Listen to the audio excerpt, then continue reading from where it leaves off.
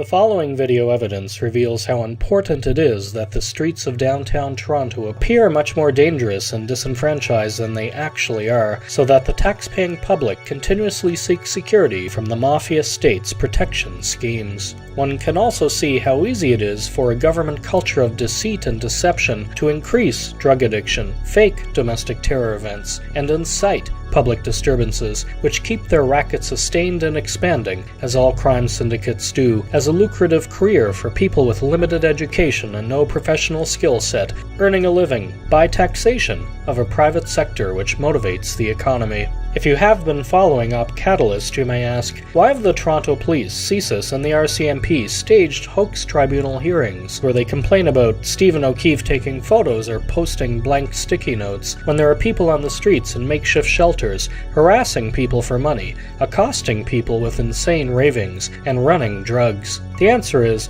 these are plainclothed police and setups intended to train most government spies, police, and other security state employees in how to deceive and manipulate the Canadian tax-paying public. You will see here at College and Yonge Streets sealed pieces of luggage occupying the same spot over weeks, which can contain anything, but likely houses portable biometric or surveillance technology to monitor an entire intersection by plainclothed informants on surveillance wires and prompters. If you are a targeted individual in Toronto, be aware of large sealed portable luggage or carts appearing around you via cleanly laundered persons faking homelessness or insanity, which appear to serve no other purpose. These carts and luggage can house the surveillance technology required to set up a target for a CI skit, police frame job, assassination, or black operation terror event, and even remotely influence them towards it. Is that yours? Yeah. It's interesting.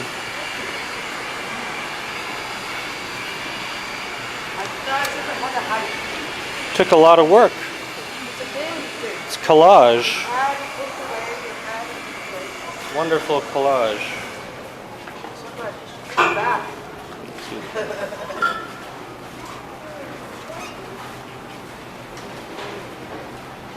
Public art.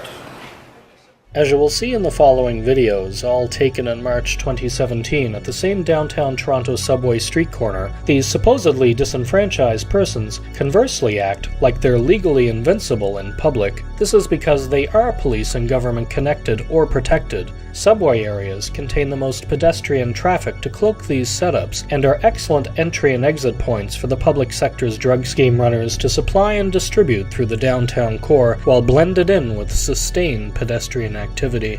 Crime syndicates infiltrate and merge with any police or intelligence state which provides the required blankets of secrecy. A Starbucks is staffed on the northwest corner by protected police informants, and Toronto Police Headquarters is just a 3-minute walk from this location. The public sector's criminal contacts, or police informant inmates fresh out of jail, are recruited for street authenticity and for spotting low-level crime which can be similarly absorbed by the mafia state. This is how the public sector moves a downtown drug supply hidden in plain sight while subjecting the street corner to the invasive and illegal full-body surveillance required to detect any threat to the scheme using a biometric surveillance field.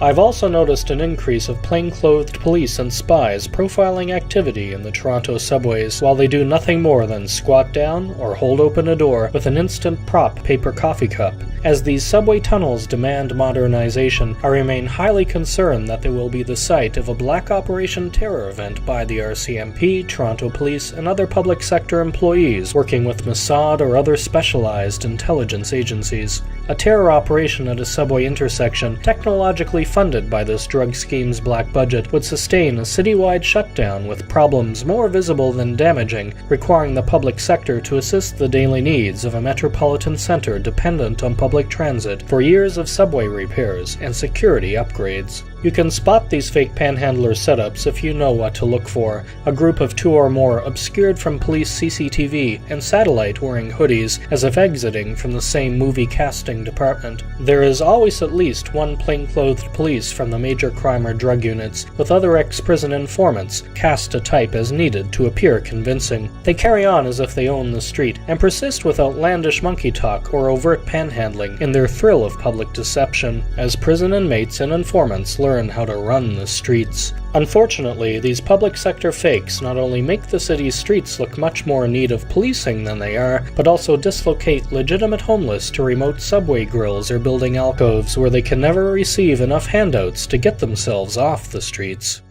It's March 3rd, 2017 at 7:22 p.m. and 58 seconds by my watch, Eastern Daylight Time. Another fake panhandler setup.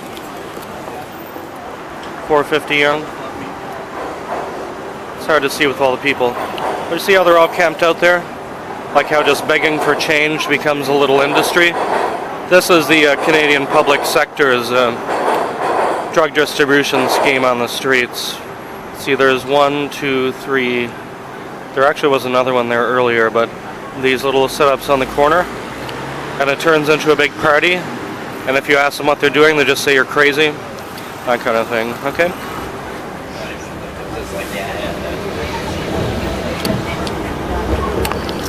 Next stop, Bay Street.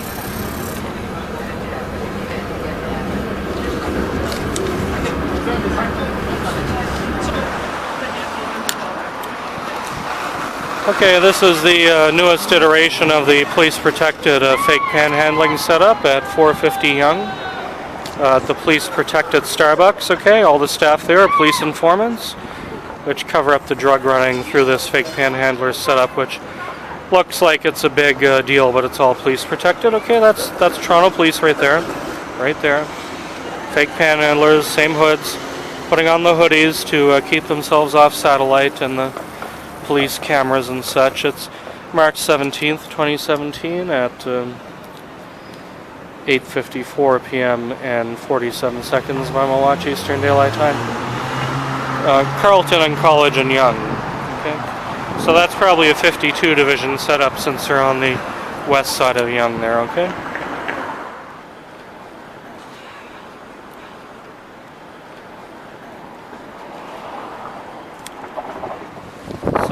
This is all police setup. He's police. Okay. He's police. Lots of potential for biometric for practice makes perfect public sector drug running black operation training by putting the whole intersection on biometric, right? And the police station headquarters is just down there. So this is totally police run, this setup here at 450 Yonge. Okay. It's March 21st, 2017 at 7:55 p.m. and 42 seconds by my watch, Eastern Daylight Time. The following evidence reveals a tactic I've experienced for over 20 years of targeting by the Canadian Mafia state. Plainclothed police are spies in disguise and acting insane for an opportunity to scream at my head or follow me around, yelling behind me. This is standard Zirzatsang wife-beater abuse of the target, a highly subjective experience designed to erode willpower which the surrounding public cannot detect or shy away from. All it takes is a contorted face, a wide-eyed, drugged-out stare, and loud jabber, which any low-skilled public sector perp on a police wire and prompter can fake.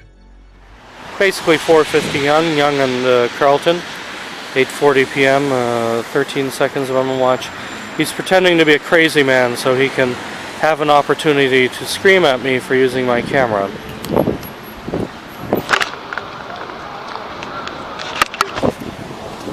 on my package.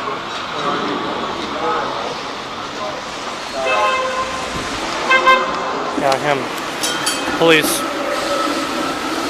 Let me guess, you're really offended at me using my camera. Pile of money. You like your money? He's police. You're a Toronto police officer? Are you related to the Toronto Police Service? Are you related to the Toronto Police Service? Answer the question. Are you related to the Toronto Police Service? Answer me. He's police. He's police. That's a police provocateur. Police provocateur. Another one.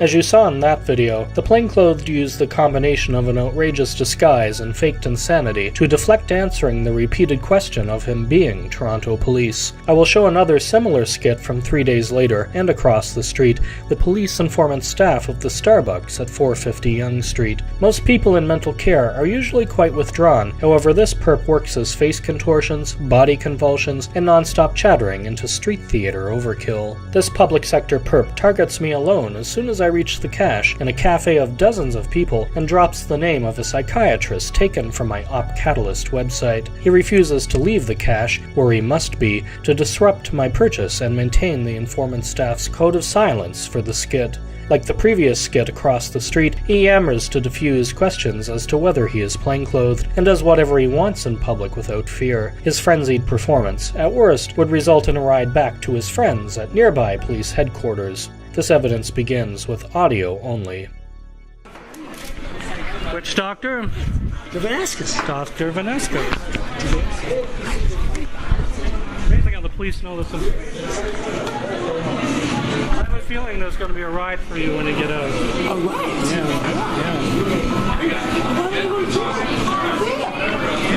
You know what? I've had like 500 police pretending to be insane around me. It's called counterintelligence stalking. I will give you a card on it, actually. This site is all about the Toronto Police running drugs. Mostly cocaine and meth. Oh, I'm so excited. So whenever I do a new posting, I get one of them. Remember, I'm not the one causing the scene, it's him. They provoke a scene in public and it goes down as a police report. And the person reporting the Toronto Police and RCMP running cocaine and meth ends up in a nut house with one of him looking at him. Have a good look at that website. There's about a decade's worth of evidence. Thank you. And you've got it live right there. See how he never went to anybody else? See? There's like 40 people here, and he never went to anybody else except me. That's a counterintelligence stalking routine. I mentioned Dr. Aristotle Voineskos, which is on my website. He doesn't seem too interested. Oh, there we go. There we go. Oh, nice. There we go. All done. Number 595. It's March 10th, 2017, 8:40 p.m., 52 seconds by my watch, Eastern Daylight Time. Once I began reporting on Twitter that the staff at this location were involved in a police-protected drug scheme at College Carleton and Yonge, these skits increased dramatically, with a full-time police surveillance setup of a fake homeless shelter planted right in front of Starbucks. Having dealt with hundreds of them, the Toronto Police, RCMP, and CSIS's spies are all trained in how to turn off and on their fake panhandler and crazy person acts to covertly stalk, deceive, and frame innocent and honest persons who detect government crime, requiring elimination by the mafia state. The objective is to covertly destroy the target's sanity and public reputation wherever they may go, using illegal, COINTELPRO-styled tradecraft. OpCatalyst.net. Truth is criminal.